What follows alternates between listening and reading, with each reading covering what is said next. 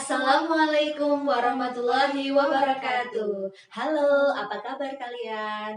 Saya Titi Setioningsi. Dan saya Aris Riawati Caesar. Selamat datang di kelas MKU Bahasa Indonesia. Nah, kali ini kita akan perkenalan nih sama kelas Bahasa Indonesia. Kira-kira apa aja sih yang akan kita pelajari di kelas Bahasa Indonesia ini? Oke, teman-teman, kita akan mempelajari tentang sejarah bahasa Indonesia. Selain sejarah itu tadi, tentu saja di sini yang menarik adalah kita akan belajar mengenai menulis artikel ilmiah yang baik dan benar. Selain itu, mahasiswa juga akan pelajari mengenai berbicara dalam ranah ilmiah, ranah resmi dengan bahasa Indonesia yang baik dan benar. Oke, selanjutnya Bu Titi, di sini saya juga akan menyampaikan kita akan mempelajari tentang bagaimana cara meresensi sebuah buku. Tentu teman-teman tertarik kan untuk mempelajari bagaimana cara meresensi suatu buku? Nah, untuk lebih jelasnya mengenai kegiatan yang akan kita lakukan selama 1 semester ini, kita akan melihat melalui rencana pembelajaran semester atau yang biasa disingkat dengan RPS. Seperti yang sudah saya bicarakan sebelumnya di awal video tadi, saya dengan Bu Ari akan menjabarkan mengenai rencana pembelajaran semester MKU Bahasa Indonesia.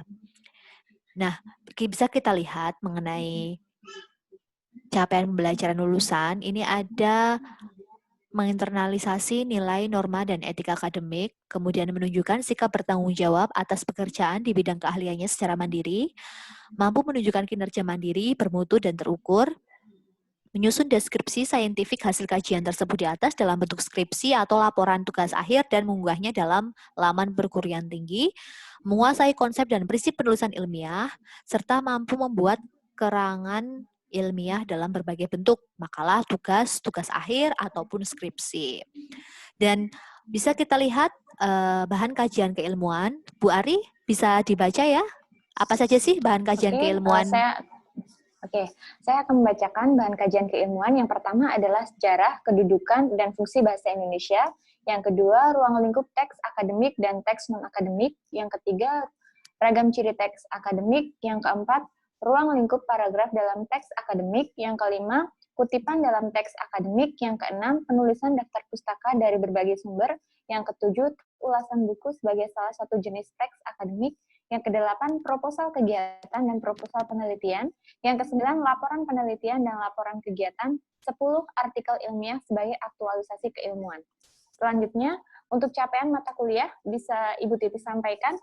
Ya, capaian mata kuliah atau CPMK yakni agar mahasiswa dapat mengetahui proses penelitian ilmiah, khususnya dalam mendasari pemilihan diksi yang tepat, pembuatan kalimat efektif, pembuatan paragraf, serta perencanaan karangan untuk menghasilkan karya ilmiah, yakni bisa berbentuk makalah, tugas akhir, dan skripsi di akhir perkuliahan mereka dengan baik dan benar. Pengalaman belajar, mata kuliah ini bertujuan untuk membekali mahasiswa agar memiliki pengetahuan tentang urgensi bahasa Indonesia dalam lingkup perguruan tinggi dan ruang lingkup teks akademik dan ragam teks akademik. Kemudian, topik-topik yang akan dibahas dalam perkuliahan ini antara lain, yang pertama, sejarah kedudukan dan fungsi bahasa Indonesia. Yang kedua, ruang lingkup teks akademik dan teks non-akademik. Yang ketiga, ragam ciri teks akademik. Yang keempat, ruang lingkup paragraf dalam teks akademik. Yang kelima, kutipan dalam teks akademik. Keenam, penulisan daftar pustaka dari berbagai sumber.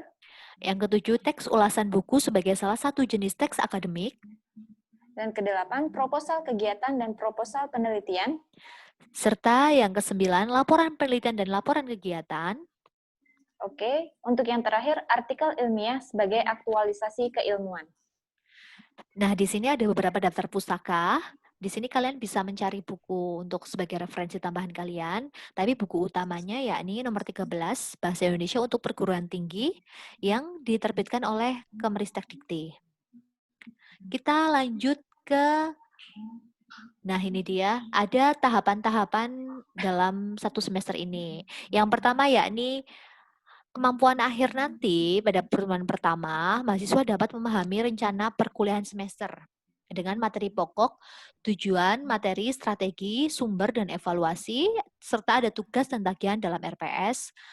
Kemudian urgensi bahasa Indonesia dalam konteks lisan dan tulisan dalam ranah akademik. Nanti referensinya ini berupa rencana perkuliahan semester yang bisa kalian unduh dalam laman Sepada UNS. Kemudian metodenya nanti, mahasiswa menyimak video yang telah diunggah di YouTube, kemudian dilanjutkan diskusi melalui Zoom, bisa jadi melalui Sepada UNS. Nanti linknya akan kami share di grup WhatsApp. Waktu perkuliahannya sendiri, setiap pertemuan ada 100 menit tetap muka dengan pengalaman belajar, menyimak mengenai tujuan materi, strategi, sumber, dan evaluasi, tugas dan tagihan dalam RPS, kemudian urgensi bahasa Indonesia dalam konteks lisan dan tulisan dalam ranah akademik, melalui video yang telah diunggah melalui YouTube, dosen dan mahasiswa nanti berdiskusi melalui Zoom. Tugasnya nanti menjawab soal terkait sejarah, kedudukan, dan fungsi bahasa Indonesia. Terkait penilaian, untuk indikatornya nanti, mahasiswa memberikan respon dalam melaksanakan regulasi yang terdapat dalam rencana perkuliahan semester, kemudian mahasiswa menjawab dan menjelaskan urgensi bahasa Indonesia dalam ranah akademik. Nanti teknik penilaiannya menggunakan lembar pengamatan. Dengan tahap kedua, untuk kemampuan akhir dari mahasiswa adalah dapat memahami sejarah kedudukan dan fungsi bahasa Indonesia dengan materi pokok, sejarah, kedudukan, dan fungsi bahasa Indonesia. Referensi yang akan digunakan adalah buku ke-13, halaman 12, sampai dengan halaman 15.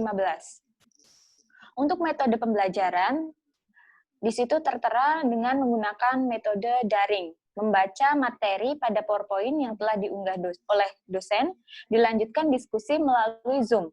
Nah, tautan nanti dapat dilihat di Sepada UNS dan grup WhatsApp.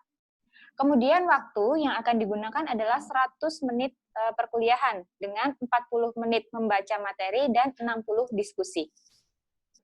Untuk selanjutnya, pengalaman belajar, mahasiswa membaca materi yang telah diunggah. Selanjutnya, mahasiswa mendiskusikan mengenai pertama, sejarah bahasa Indonesia, yang kedua, kedudukan bahasa Indonesia dalam ranah nasional dan internasional, dan yang ketiga adalah fungsi bahasa Indonesia dalam ranah nasional dan internasional melalui Zoom, diakhiri dengan memberikan simpulan secara bersama-sama. Tugas, yakni mencari contoh penggunaan padanan kata bahasa asing dalam bahasa Indonesia dalam kehidupan sehari-hari. Untuk selanjutnya, penilaian atau indikator kode CPL-nya dapat mendiskusikan dan menjabarkan mengenai yang pertama, sejarah bahasa Indonesia, yang kedua, kedudukan bahasa Indonesia dalam ranah nasional dan internasional, dan yang ketiga, fungsi bahasa Indonesia dalam ranah nasional dan internasional. Teknik penilaiannya dengan lembar pengamatan dan nilai tugas. Untuk yang ketiga, bisa Ibu Titi sampaikan? Ya, untuk pertemuan yang ketiga, nanti mahasiswa dapat memahami tentang teks akademik dan teks non-akademik. Kemudian, materi yang akan disampaikan dalam perkuliahan yakni ruang lingkup teks akademik dan teks non-akademik. Referensinya masih buku yang sama, buku ke-13 tadi. Kemudian kegiatannya nanti diskusi tugas sebelumnya melalui Zoom. Nanti kan tentu saja tidak offline ya, ini semuanya dalam satu semester akan dilakukan secara online.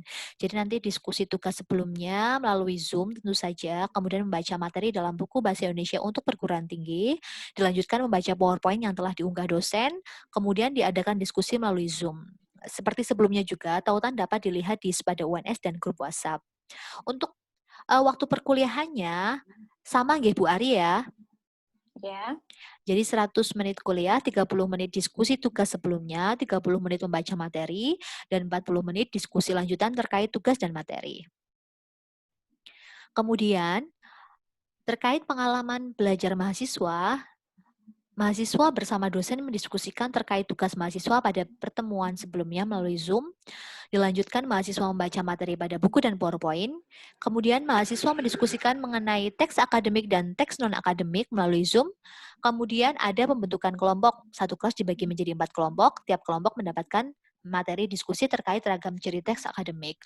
Nah, nanti indikatornya mahasiswa mampu menjelaskan teks akademik dan teks non-akademik dengan teknik penilaian, yakni lembar pengamatan. Untuk pertemuan berikutnya, kalian bisa membaca di RPS yang sudah kami unggah di laman Spada. Kalian bisa cermati. Setelah pertemuan ke-7 nanti akan diadakan ujian tengah semester. Nanti ujiannya online juga melalui Google Form. Nanti ada 45 pilihan ganda dan 5 urean. Kemudian setelah pertemuan ke-8 itu dilanjutkan pertemuan ke-9, yakni kita akan belajar mengenai paragraf, jadi ruang lingkup paragraf dalam teks akademik. Pertemuan ke-9 nanti kita akan lebih belajar secara praktik, jadi tidak hanya teori ya, tapi kita pertemuan ke-9 sampai ke pertemuan 15 nanti akan lebih banyak praktiknya, terutama juga nanti ada materi tentang teks ulasan buku yang akan dijadikan sebagai tugas akhir sebelum UAS. Setelah pertemuan ke-15 nanti akan ada ujian akhir semester.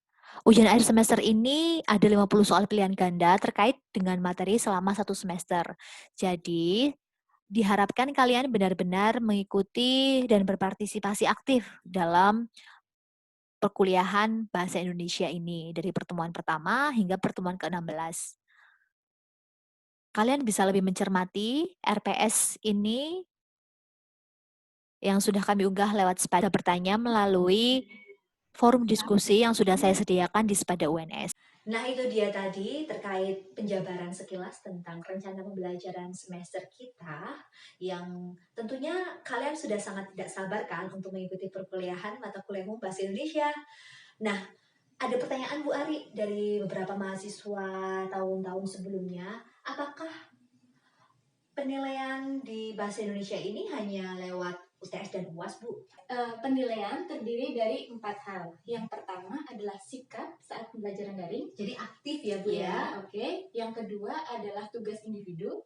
Yang ketiga adalah tugas kelompok. Yang keempat adalah penilaian saat UTS maupun UAS. Nah, itu dia. Jadi kalian tidak usah khawatir kalau kalian berpikir nilai kalian hanya dari UTS dan UAS. Tidak. Jadi selama kalian aktif, selama kalian rajin mengumpulkan tugas, tentunya itu salah satu poin nilai kalian. Betul sekali. Nah, pertanyaan kedua, apa yang digunakan dalam pembelajaran kita ini?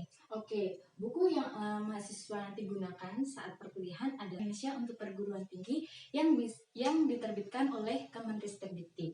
Nah, buku itu bisa kalian dapatkan dari Google Drive karena file yang terlalu besar. Oke. Nah, sekadar bocoran aja nih, salah satu tugas akhir kalian sebelum UAS yakni menulis teks ulasan buku. Mulai sekarang kalian bisa memilih atau berpikir buku apa sih yang mau kalian resensi untuk tugas akhir nanti.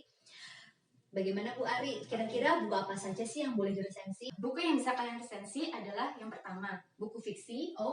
Yang kedua adalah buku non-fiksi. Jadi menurut saya apa saja sih Bu Titi? Jadi boleh apa saja selama kalian menyukai buku itu dan benar-benar membacanya ya Bu ya. Tidak bukan membaca dari sinopsis saja ya Bu Titi. Baca semuanya tentu saja. Terkait materi teks ulasan buku itu nanti akan ada setelah UTS. Jadi kalian ikuti saja alurnya, kerjakan semua tugas yang kami berikan, aktif di setiap diskusi. Sekian penjelasan kami mengenai mata kuliah umum bahasa Indonesia. Kalian tetap semangat, jaga kesehatan, dan salam literasi. Bila itu, wassalamualaikum warahmatullahi wabarakatuh.